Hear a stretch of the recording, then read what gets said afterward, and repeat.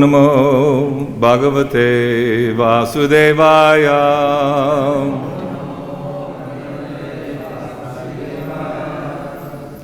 Om Namo Bhagavate Vasudevaya.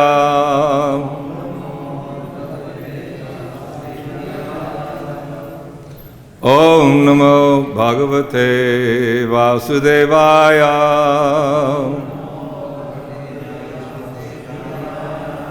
Narayanam namaskritya narang chaiva narottamam deving saraswating vyasam tato jayamudire nasta prayesha bhadreshu nityam bhagavata sevaya Bhagavad Uttama Shloke Bhaktir Bhavati Naishtaki.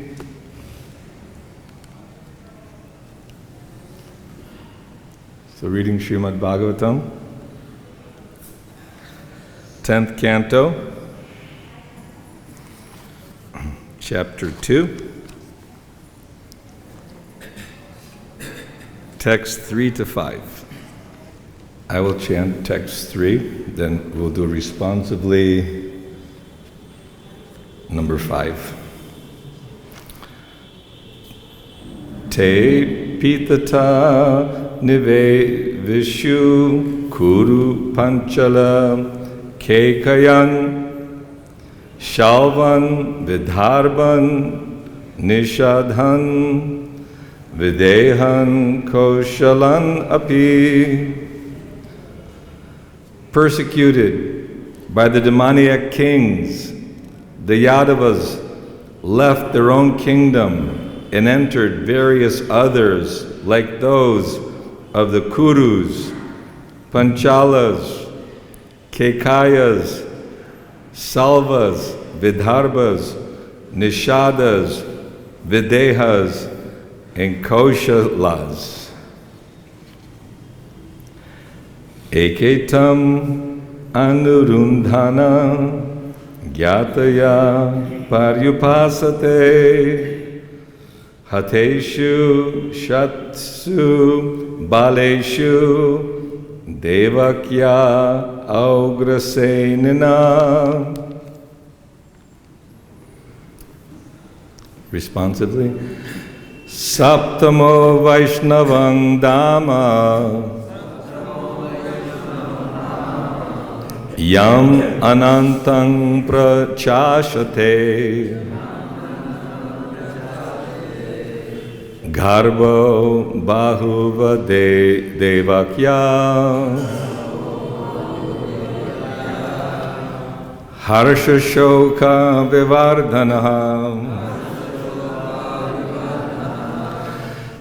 So word for word for text 3. Or for 4 and 5. Some of them. Tam, unto Kamsa. Anurundana, exactly following his policy. Gyataya, relatives. Paryupasate, began to agree with him. Hateshu, having been killed. Shastsu, 6. Baleshu, children. Devakya, born of Devaki. Agrasenina, by the son of Ugrasena, Kamsa. Saptama, the 7th. Vaishnavam, of Lord Vishnu.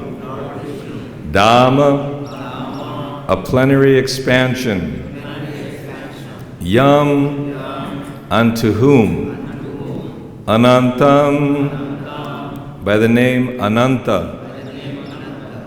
Prachakshate is celebrated. Garbha, embryo. Babhuva, there was Devakya of Devaki, Harshashoka Vivardhana, simultaneously arousing pleasure and lamentation. Translation and purport by His Divine Grace the Bhai Charanaravinda Bhaktivedanta Swami Srila Prabhupada Ki Jai. Some of their relatives, however, began to follow Kamsa's principles and act in his service. After Kamsa, the son of Ugrasena, killed the 6 sons of Devaki, a plenary portion of Krishna entered her womb as her 7th child, arousing her pleasure and her lamentation. That plenary portion is celebrated by great sages as Ananta, who belongs to Krishna's 2nd quadruple expansion. Srila Prabhupada's purport. Some of the chief devotees, such as Akrura, stayed with Kamsa to satisfy him. This they did for various purposes. They all expected the Supreme Personality of Godhead to appear as the 8th child as soon as Devaki's other children were killed by Kamsa, and they were eagerly awaiting his appearance. By remaining in Kamsa's association, they would be able to see the Supreme Personality of Godhead take birth and display his childhood pastimes. And Akrura would later go to Vrindavan to bring Krishna and Balaram to Mathura.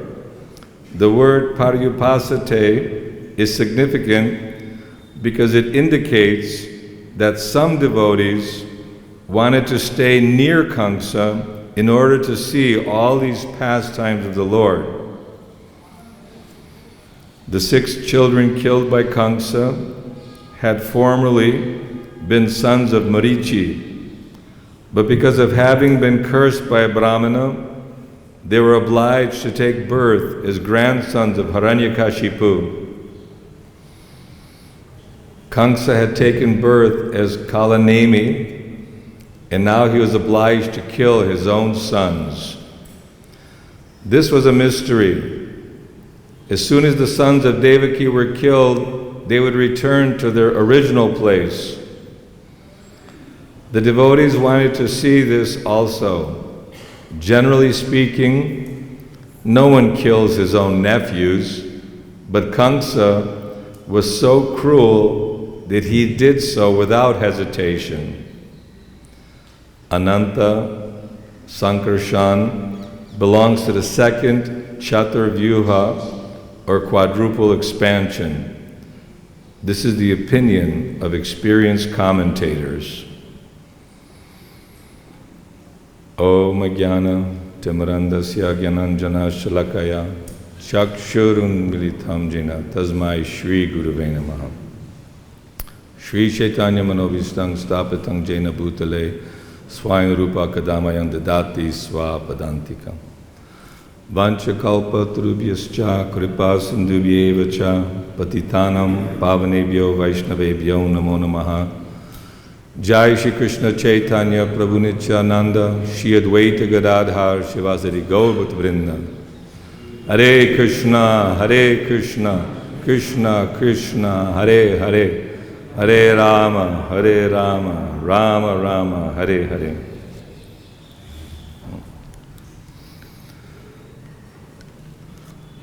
So we're hearing about the amazing pastimes of Krishna.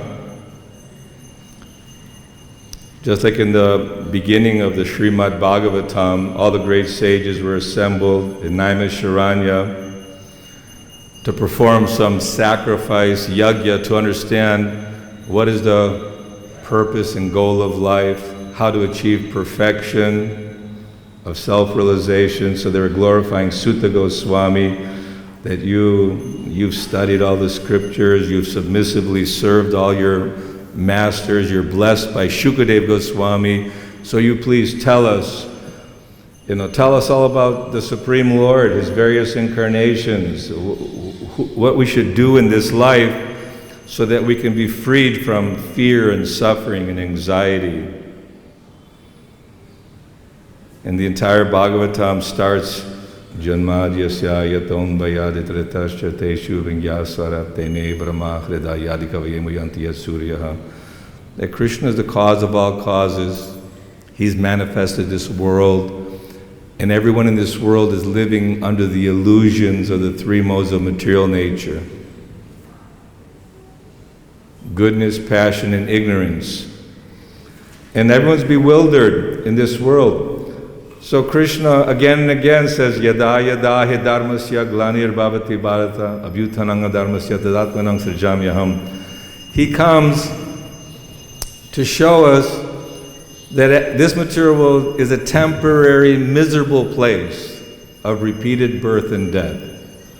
There's nothing but fear, anxiety, calamities, disturbances.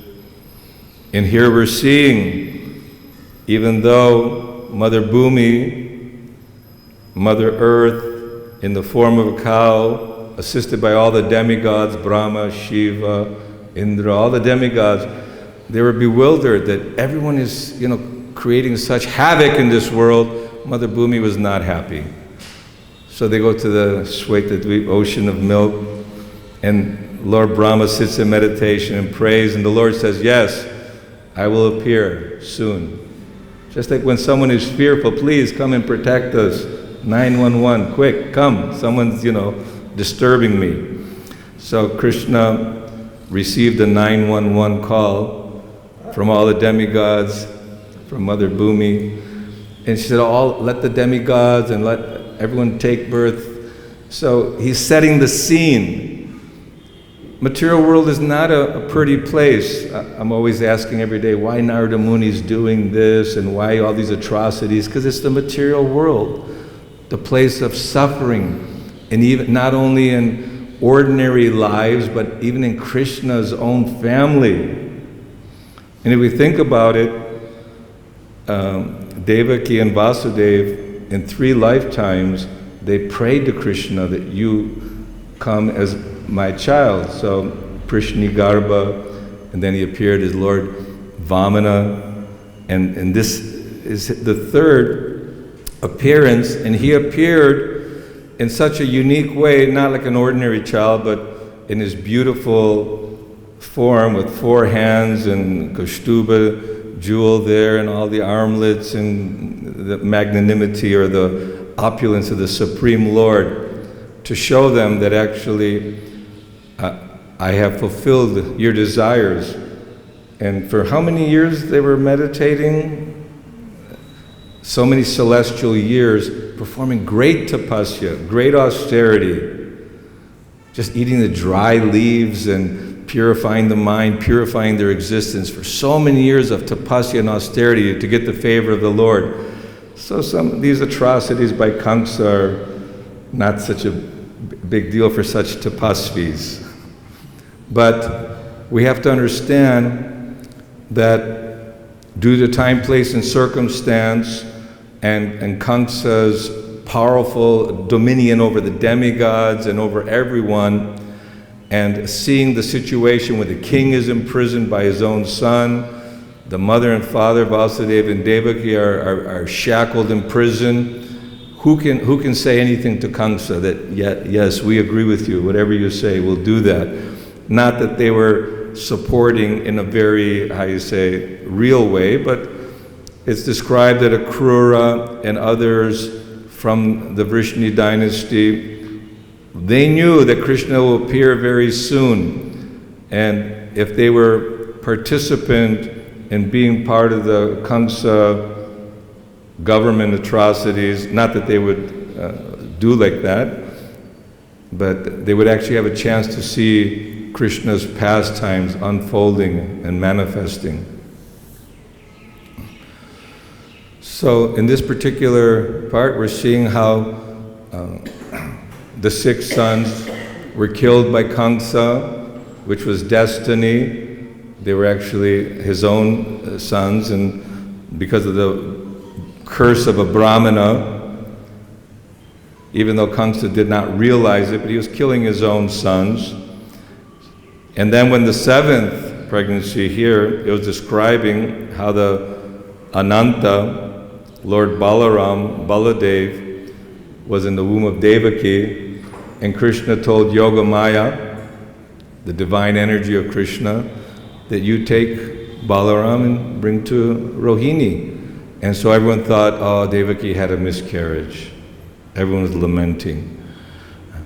So Krishna appears with his first expansion, Balaram. Balaram's non-different than Krishna. Hard for us to grasp. Radharani is non-different than Krishna. Actually, all the living entities are non-different than Krishna. We all have our minute little role, although it's not exactly Vishnu Tattva. Of course, the intricacies of the Bhagavad philosophy is explained by very learned sages and saints. And so, in order to satisfy the philosophical mind, there's great detail as to what is Vishnu Tattva, how the Lord expands himself from Goloka Vrindavan to all the Vaikuntha planets, and he performs unlimited wonderful pastimes with all his associates who are also fully in love with Krishna and feeling great transcendental peace and happiness.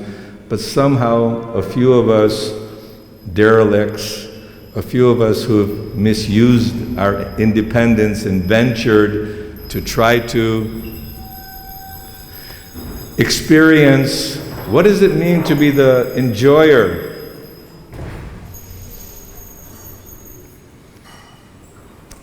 Krishna is a supreme enjoyer, but when the living entity focuses on that aspect of his existence that I want to also enjoy, but if we're going about it in the wrong way, then we never really achieve that goal of so-called enjoying. And Krishna's created dharma, artha, kama, and moksha. That by performing your religious duties in this world, by following the scripture, by following the teachings of religion, dharma, artha, then you could become prosperous. Krishna provides all your necessities. Krishna is providing the sunshine, it's producing all the vegetative growth, the rain is coming, the moon is providing the taste for the fruits and vegetables, and so much variety. It's all given by Krishna. Sometimes foolish atheists think that, no, it's all by nature. Whose nature? Who's created all these things? So Krishna is providing, although not that he wants that we're suffering in this material world, but we're creating our own suffering. Like a person who's not a law-abiding citizen, for the idea of unlawfully gaining something without really religiously working for it, then even common law says you must be punished. Take him to jail. And if the crime is very severe, maybe killing somebody, then you hang him. You kill him. This is the Shastra, the law. For every action there's a reaction. As you sow, so you shall reap. So the law of karma is given so that very fairly, if someone is following the religious principles, then artha is coming, artha, kama, moksha, and one is actually satisfied. One is satisfied. I have my family, my children, I have my cow, my plot of land. So the religious principles were being followed. But then we'll see here that when it comes time for Krishna's appearance, Yogamaya was instructed that you take Balaram to Rohini. So Krishna appeared And by Yogamaya's influence, all the guards fell asleep, and everyone was totally bewildered. All the iron gates, which were locked with chains and locks, they opened up. Vasudeva, upon taking Krishna, it was a little bit rainy because the thunder was there. The Lord Indra was giving some rain. So Shesha covered both Vasudeva and Krishna, and the Jamuna River was very big and foamy and turbulent. So just like the ocean parted for Ramchandra, Jamuna parted for Vasudeva to take Krishna. So many times people think, oh, these are just stories, these are all fabricated, but these are given by saints who are Trikalagya, who have seen past, present, and future, and they're actually all in harmony with their narrations. So Yashoda gave birth to Yogamaya, so Krishna and Yogamaya simultaneously appeared. So Krishna ended up in Gokul with Nanda Maharaj and Mother Yashoda, and Vasudeva brought Yogamaya back to Devaki, and everything got locked up again. And when the baby started crying, all the guards, they became nervous. They run to Kamsa. Now the Devaki gave birth. So Kamsa, he's been meditating on this. From the very beginning we saw he wanted to kill Devaki, but Vasudeva pacified him with his integrity and honesty. Don't worry, Devaki won't do anything. I'll give you all the children. Okay, Kamsa finally accepted it. He didn't want to accept the philosophy that's not going to be good for your reputation if you kill your sister on her wedding day, and then you cause this kind of havoc. So Kamsa, he was very nervous about this whole arrangement, and he comes in front of Devaki and he's on his knees, and Devaki's saying, oh please, I'm your younger sister, give me this one child. It's a girl. This is not part of the prophecy. But Kamsa was very cruel. He grabbed the child and ready to fling her on the rock. Imagine, we heard a very descriptive story by Vaishnava Maharaj, how they're smashing the babies on the cement. You see how cruel a person, for his own selfish interests, people will do all kinds of criminal activities. Look out for number one. People are very much conditioned in this material world. So Kamsa, he was showing his arrogance and his pride. And when Yogamaya slipped out of his hands in the form of Durga, four-handed with weapons in hand, you fool, Kamsa. We'll be hearing about this upcoming, that the person who's destined to kill you is already manifested somewhere else. So stop this cruel act of killing all these children. So there was some more there, but Kamsa became very repentant. He told Devaki and Vasudeva, I'm sorry, this is destiny. It was meant to be. Whatever is meant to be is going to happen anyway. He also started giving some philosophical reasons to justify his atrocious nature. So being pure-hearted, Devaki and Vasudeva actually forgave him. Said, okay. And then so Kamsa, he released them right away and he went. But the next morning, Asatsanga Avaishnavachar, he called all his demonic ministers. And so all the demonic ministers says, this is Vishnu is worshipped by Vaishnavas. He said, you are powerful. He said that Brahma's off performing meditation in Tapasya. Lord Shiva went off to the forest, and he was describing how all the demigods are fearful of you, that you can destroy them in a moment's notice. Let us fight with them.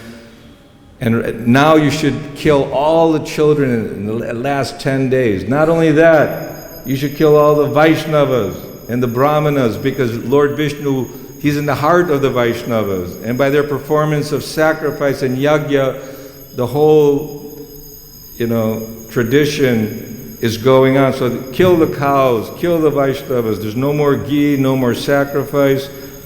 So they got Kamsa crazy again. And Kamsa said, yeah, okay, go for it. So imagine the amount of fear and terror for all those who are being tormented by Kamsa and all his horrible acts. But it's hard for us to digest and understand, well, why Krishna allows this? Because Krishna does not interfere with the minute independence of the living being. So again and again he appears. Why did he appear? Paritranaya sadhunam vinashaya cha dushkritam, that to save the devotees, annihilate the demons, to reestablish religious principles. Because material world's a place that doesn't follow religious principles. People are not interested only for show. There's some so-called religious principles, but really those who are following religious principles are eager to get out of the cycle of birth and death. But others in this world who don't have proper guidance and proper teaching, they think that by following religion, God will give me money, a Mercedes-Benz, He'll give me health, He'll give me prosperity, reputation, followers, all the things that are rejected by Lord Chaitanya Mahaprabhu. Nadanang, najanang, nasundaring, kavitang, vajagadisha kamaye. Who says nadanang? I don't want wealth. Are you crazy? You know, everyone wants wealth in this world. Everyone's working hard for wealth. Nadanang, najanam, nasundaring. I don't want followers. I don't want beautiful women. You know, this is the dream of everyone, to have relationship, to have enjoyment, have prosperity, and be appreciated by your peers that, oh, you've accomplished so much, you are a very competent, powerful person. So this is the illusion, the allurement of Maya, the allurement that there is some happiness in this world of temporary existence. I asked my grandsons, what are the four principles? Birth, old age, disease, and death. Everybody has to experience that, right? We all took birth. We forgot how miserable it was to be packed up in the womb for so many months. What to speak of coming out. It must have been great pain and great suffering. But immediately the relatives and all the loved ones put us deep in Maya. You know, that this is okay. This place is, you're in a good family, and you'll live a very happy, long life. May you live a long life. What is a so-called long life? You live 70, 80, 90, 100 years? You want to live to 120, you can look like some shriveled up prune or something.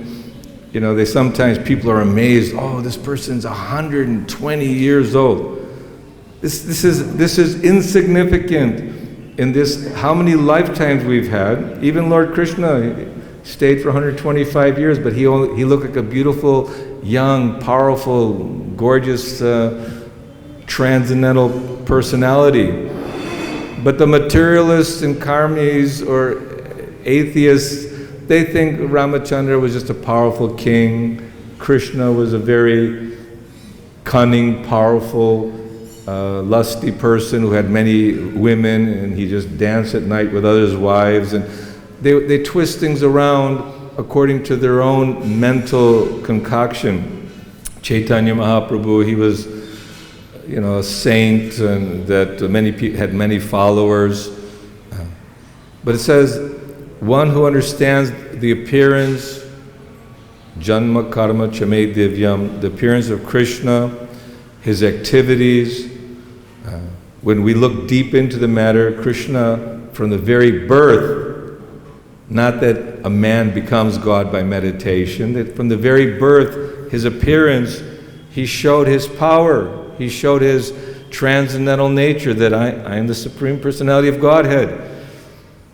And upon even appearance, all the demigods are offering prayers. Oh, you are the Supreme Lord, the kettle drums are beating, the Jadharas and Apsaras are dancing, and others are reciting various beautiful prayers, mantras for the Lord, and appreciation of the Supreme Personality of Godhead. So Krishna showed in his very youth, Giridhari, that he lifted Govardhan Hill at 7 years old. Who do we know that can lift a mountain at 7 years old and hold it up for a whole 7 days. Right? It was amazing. And then Krishna and all the demonic advisors of Kamsa, all the demonic advisors, during that time, somehow or other, they had mystic potencies. They can convert their bodies into witches, into big demons, monsters, Aghasura, Trinavarta, Pralambasura, so many demons. And each one had a unique potency, mystic potency. So Krishna, according to one's tapasya and desire in this world, it may not be a pure desire, you can become a powerful demon. You can become a very wealthy person and crush other people all around you. But all these are temporary so-called benefits. And then all the ministers of Kamsa started terrorizing everybody. But Krishna, he performed his childhood pastimes, not only performed his pastimes with the cowherd boys and Yashoda, Nanda Maharaj, all the inhabitants of Vrindavan, showing the beauty of Sri Vrindavan Dham. He brought this Golokir, Premadan, Harinam, Sankirtan, the chanting of the holy name. He brought the Dham.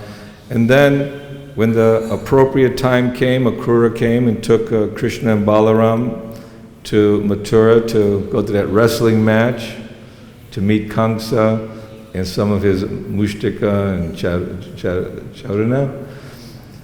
And all the different other opposing elements were being met by Krishna. And Krishna showed his power.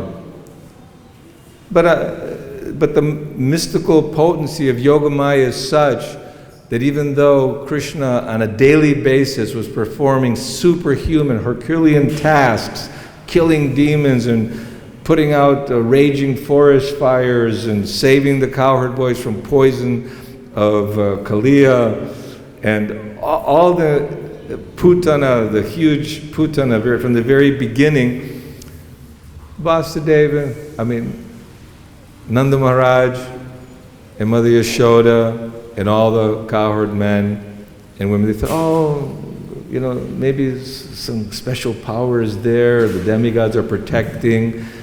Very difficult for us to accept that the Supreme Lord is here amongst us. But even 500 years ago, Chaitanya Mahaprabhu's presence, and sometimes he would display his form in front of Sarvabhauma Bhattacharya, Ramananda Roy. These are not just stories, these are actual historical events by Raghunath Das Goswami, Swarup Damodar Goswami, Krishnadas Kaviraj Goswami, all the great learned acharyas who have written the most elaborate philosophical teachings and with crystal clarity as to the process of devotional service, of bhakti. Bhakti mama vijanati yavanyas chasmi tatvataha. That only by devotional service can we understand what is Krishna consciousness. So we're all very fortunate to sit here daily, nasta prayeshu abhadreshu nityang bhagavata sevaya, that if we're daily hearing the stories and pastimes and philosophy of Krishna consciousness in the assembly of other devotees, just like in Naimisharanya, they were ready and eager. They were very eager to hear, and they were ready to perform long sacrifice, perform some tapasya. So we have some tapasya. Srila Prabhupada mentioned that when I tell them no intoxication, no gambling, no illicit sex, no meat eating, they'll say, Swami, go home. This is our life. Our whole life is centered around sinful activities because we're thinking that this is our gratification. So if we don't have a higher taste, parang drishtva nivartate, if we don't develop the higher taste, because right now we're still in the jaundice that sugar cane or sugar candies, but sugar cane juice is sweet, right? But with jaundice, when you're drinking it tastes bitter. But as you become healthier, that sweetness starts developing. So if one is feeling happiness, like Bhaktivinoda Thakur says, to hear the cartels and the mridanga and everyone singing and dancing. It brings great joy and happiness to my heart. So we can't artificially turn that switch on, but the more we follow the medicine of the doctor by hearing Krishna, chanting Hare Krishna, Krishna Krishna, Hare Hare, Hare Rama, Rama Rama, Hare Hare. Krishna's made it very easy. Kali Kalir Dharma Krishna Nam Sankirtan. This is the age of Kali.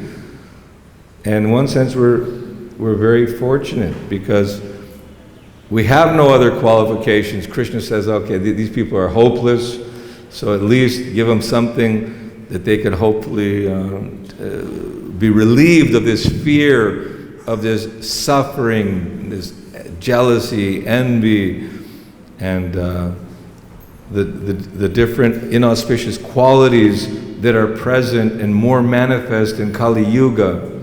Maybe in other ages people were more refined and spiritually inclined, but in this age people are not spiritually inclined.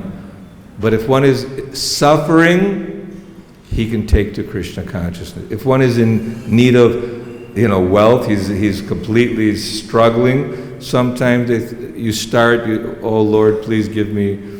And then someone who's inquisitive and after the absolute truth. So whatever category we find ourselves in, most of us, we like the prasadam. So Prabhupada said, yes, you came because of prasad and you came because of prasad.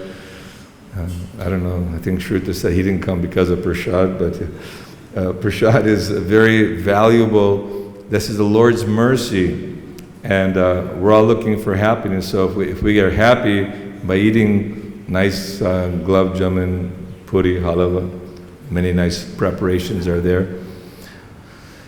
And then having everyone likes to have society, friendship, and love. So we have a beautiful society because we're all trying to serve Prabhupada. We're trying to serve the mission of Chaitanya Mahaprabhu as presented by the 6 Goswamis.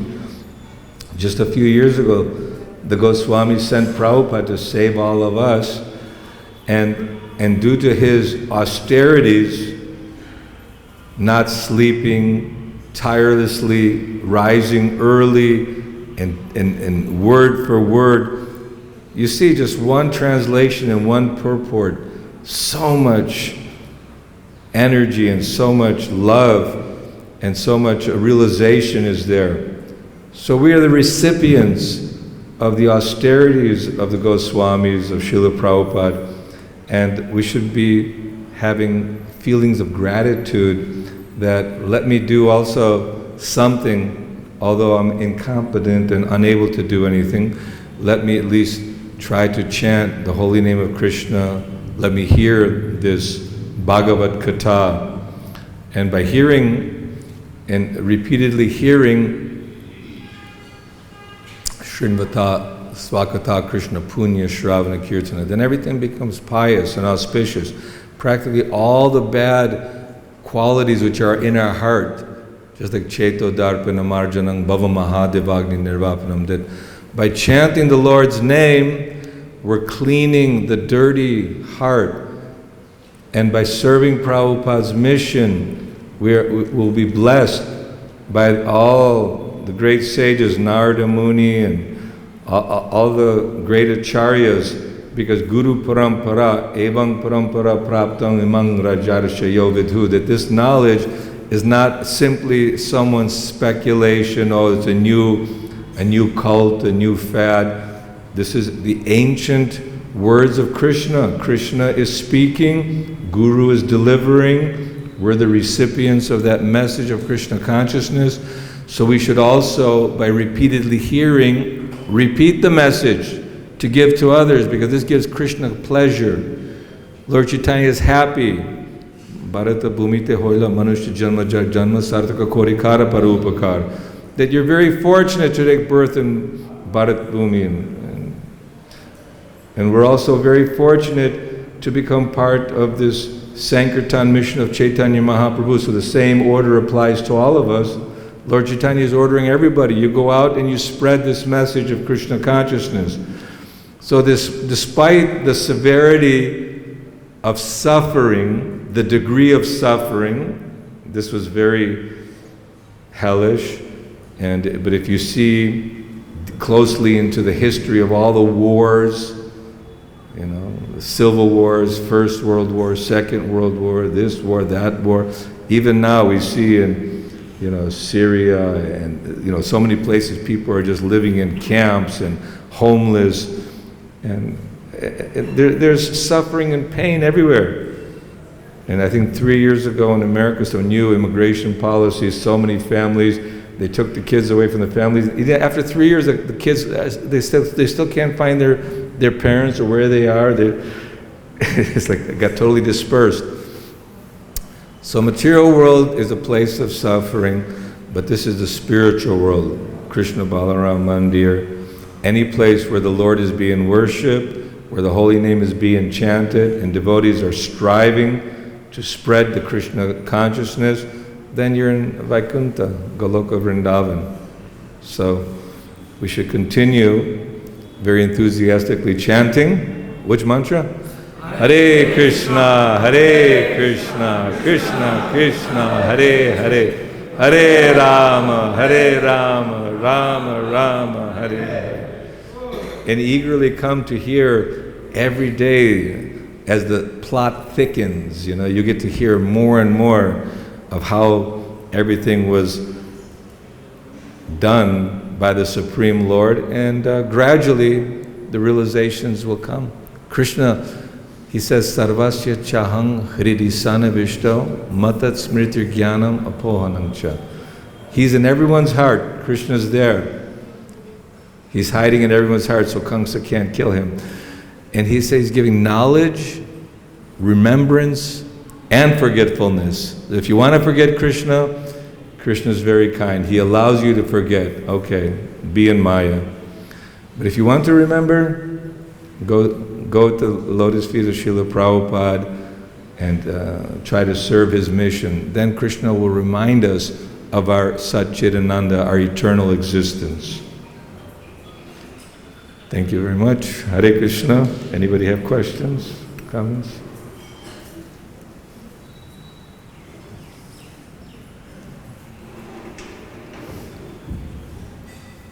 Hare Krishna. Thank you. It was a nice class. As we heard that when demigods pray, they got an assurance that their prayers are being heard, and they got to know that you have to take birth and all that.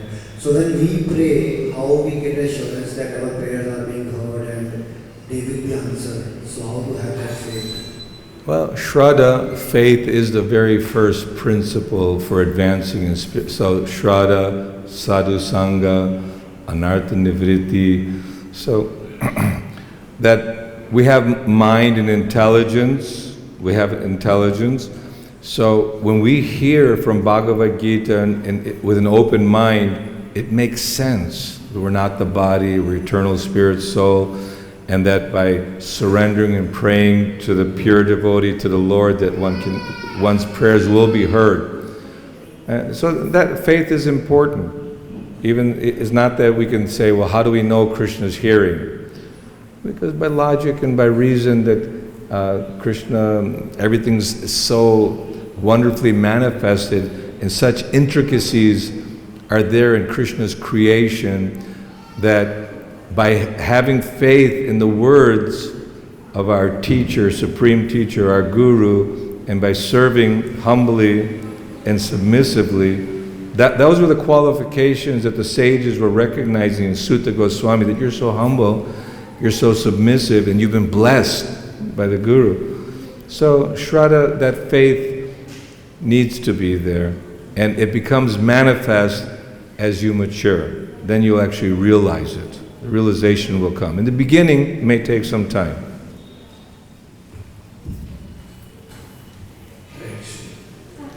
We see that Krishna, when he appeared in front of Vasudeva, he appeared in four head forms. Then he transformed into small baby. So, when you mentioned that all the lower peoples were fast asleep and So this is also Yogamaya, Krishna's Yogamaya. So Krishna's Yogamaya is acting all over time, all over the time we see is working. Just like here also, we are coming from Bhagavatam class, Bhagavatam Seva. So we are, Krishna is helping us to come here, but some of them, they are in Yogamaya and Krishna doesn't allow them. But for prasadam, they allow them to come and take prasadam. Yogamaya has her purpose to keep the conditioned souls entertained in their illusion. Mahamaya. And Yogamaya is there to assist the Lord in helping to free the devotees from their illusions. So that is the same energy, but it's applied differently because it's like the parent always wants to give the child. Sometimes it's not good to award the child for something that's detrimental, not good for them. And so Krishna, he makes arrangements with Yogamaya. If he sees some interest that person is interested, so bring him to the temple, let him meet a devotee.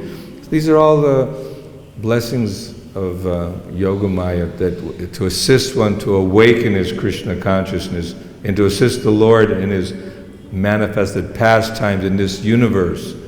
But Mahamaya Durga is keeping all the prisoners in the prison house. As long as they're corrupt, they stay in the prison house. But when they become free of their corrupt mentality, then Yogamaya steps in and allows them to come out of this imprisonment of illusion.